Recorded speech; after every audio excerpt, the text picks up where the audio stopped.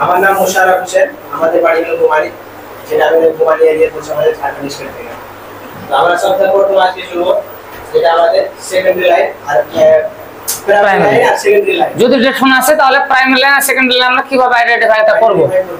জি, তো আমরা ব্যাটারি ক্যারেক্টারে আমরা প্রথম ব্যাটারি নাও আছে তো সেটা ব্যাটারি যে 3% তারপর ব্যাটারি ভোল্টেজ পাই তাহলে আমরা ব্যাটারি ভালো করব। আমরা ভালো ব্যাটারি ক্যারেক্টার আমরা 3 দিলাম আড়াইশো গুলা চেয়ার করব আর এক দিকে ফেলে দিলাম আর আমরা চেয়ার করব। চেয়ার পাই তাহলে আমাদের ভালো আছে। আবার ভালো ব্যাটারি ভালো থাকে আমরা চলে যাব সেকেন্ডারি লাইন। সেকেন্ডারি লাইন সর্বদা আগে আমরা প্রাইমারি লাইন যে করতে হবে তারপর সেকেন্ডারি লাইন।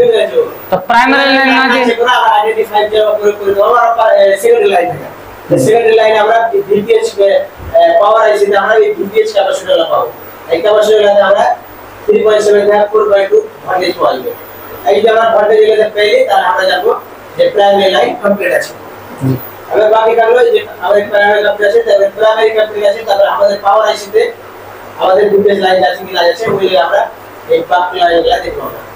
আমরা হাই এডি চেক করব, যেটা হাই এডি 1.8 থেকে 2.8 ভোল্ট পাওয়া আমাদের আর যেটা আমাদের লাইন 1.8 থেকে 2.8 আমাদের লিবে আর দিবে, ঠিক আছে পুরো পাওয়ার আইসি। আবার লো এরিয়াতে পাবো 0.5 থেকে 1.8